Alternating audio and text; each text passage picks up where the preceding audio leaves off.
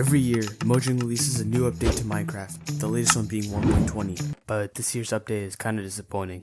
Now don't get me wrong, 1.20 is hella interesting, but it's kinda lacking. Or so we thought. 2018, the aquatic update was added. Though Minecraft was at its lowest point, Fortnite was dominating, and so Minecraft needed something to bring the community back together. Oh yeah, the oceans got revamped entirely with new mobs, and overall different blocks, items, and new structures. I mean, it was a good update, but it didn't really do much. 2019, the Village and Pillage update. Minecraft was booming. Villagers got revamped entirely, getting different drops from unique workbenches, which revolutionized emerald farming. New mobs like the Ravager, Pillager, Vindicator were also added, dropping rewarding mob drops, and also unique structures were added. Plus, people like PewDiePie making Let's Plays, SB living, tons of traction, and Mojang was also on track to releasing another update. Of course it had to be good, right? The Busy Bee update. It was so garbage. We literally got bees and honey. The update was kinda disappointing, and Minecraft died a bit. But we don't really need to talk about it. 2020, the Nether update. Yo! Minecraft came back to life. The Nether got revamped entirely with new mobs, biomes, and items. It can't get any better though, right?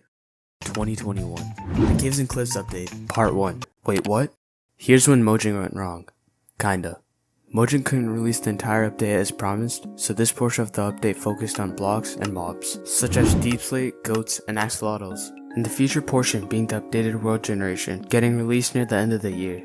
However, Mojang also said archaeology was going to be delayed indefinitely, since it was a whole new system that would take tons of time to develop. The community had a ton of mixed feelings with the split.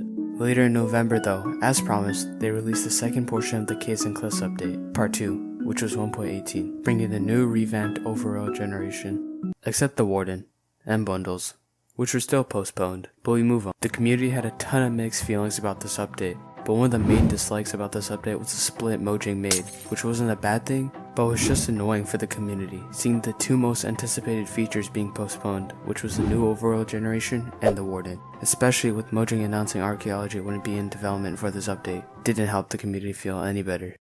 Now, of course, this isn't Mojang being lazy. The reason the update was split was given to us by Mojang, stating 3 major reasons. 1. They want to ensure quality and not rush all the features. 2. Mojang was facing some technical issues with coding the new overall generation.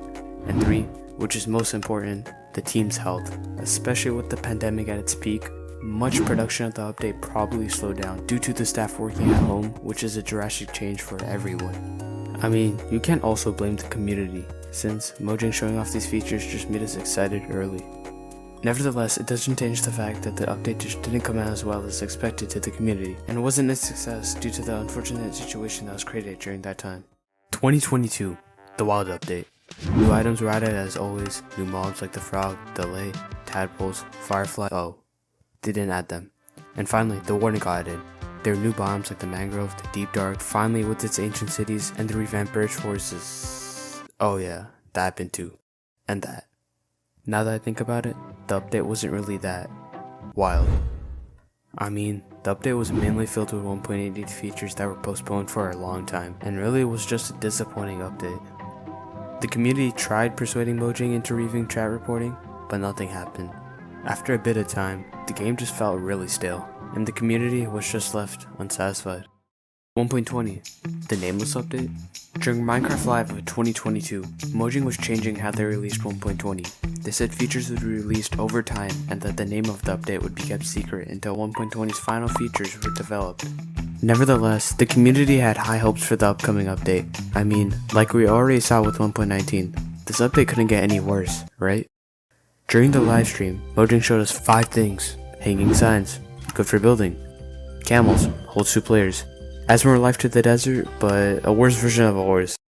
New bamboo blocks, also good for building. Rafts, basically retextured boats. Oh yeah, and those. Yeah. The community wasn't so happy. However, 4 days after Minecraft Live, Mojang released the first snapshot of 1.20. The community was surprised, as it usually took Mojang a few months to release the first snapshot after an update's announcement. After that, Mojang released 4 more snapshots based on community suggestions, which I mean were alright. It was basically fixing features shown in Minecraft Live, new commands, and a new mob head. 2023 comes around and the community is starting to think 1.20 will be one of the worst updates ever. These features didn't even have an overall theme. and people were either pissed at Mojang or worried that this update would be the start of Minecraft's true decline. But nah, Mojang was just only getting started. January 24th, armor trims were released. February 8th, there were more command block features which helped map makers and developers a ton. And I'ma be totally honest, I don't know what they do, but they seem really cool. February 10th, archaeology gets announced. Wow. February 13th, the sniffer gets added. February 14th, Mojang releases a surprise feature, the cherry grove biome. I don't think I need to explain how each feature works and the sub features it has, since there's like a ton of videos already about it, and you probably already know all about these features since you clicked on this video, so yeah. Anyways, in just a few days, Mojang released these new features which doubled from last year's public releases of 1.20. This made the community way more interested in 1.20, which was a dub for both Mojang and us. And to finally relieve the mystery behind the update's name, they uncovered it stating it was the Tails and Trails update. Anyways, later on March 22nd, they showed off the calibrated skulk sensors, additions to archaeology like suspicious gravel, a new structure called the Trail Ruins, new armor trims, pottery shards, an official sniffer egg, some changes to signs, and a new plant called the pitcher plant. This new wave of features solidified most of the community to actually like the update.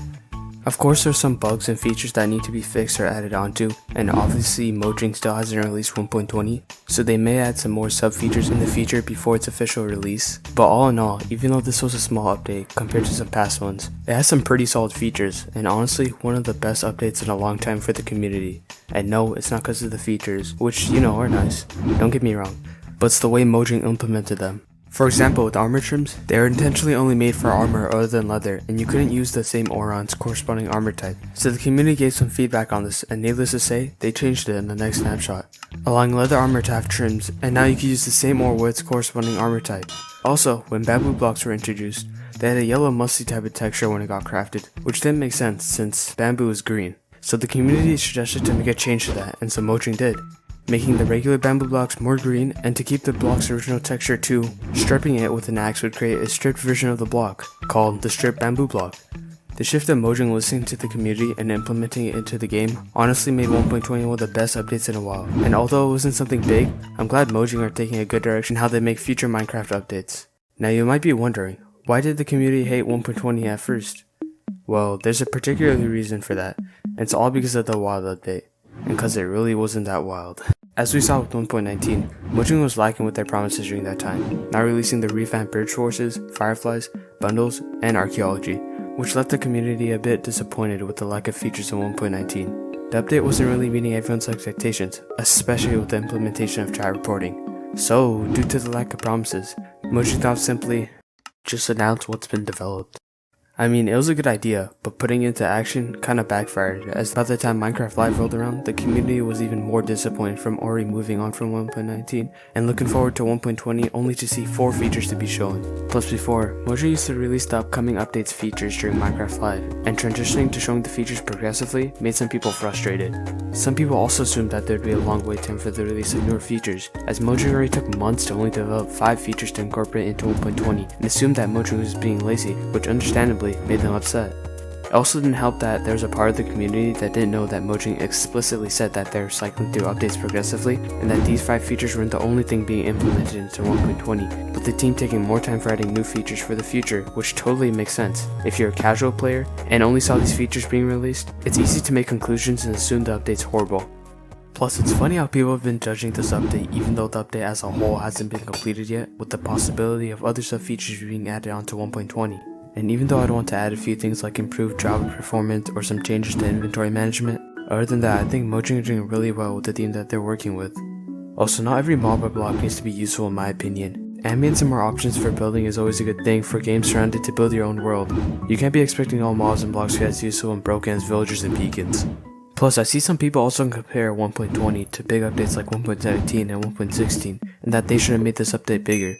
But if Mojang were to do that, people's expectations would increase way too much for future updates, giving the devs a continuous source of pressure to make the following update better than the last one, which isn't a good thing for their own mental well-being and the game, because in the end, Mojang wants Minecraft to maintain longevity as a game, and draining the devs while also oversaturating the game in a short period of time will only reduce it. And even though the update in general may be a bit underwhelming compared to some past ones, the fact that they didn't set up any expectations and postpone any of the showcase features makes up for it. Plus, Plus, even for a game this old, at least the devs are putting in the hard work for a decade-old game, because the only way I see Minecraft being bad is from the lack of development and innovation from Mojang. Hey, this is like my second video on this channel, and I know I'm like hella irrelevant, but I'd appreciate if you guys at least like the video. I'm not gonna lie, this video took me way too long to make, so thanks for watching to the end if you're here. Also, huge shout out to SmartDroid, Captain Bossatron, and Not Often for helping me make this video. I appreciate you guys a ton. Go check out their channels. Bye.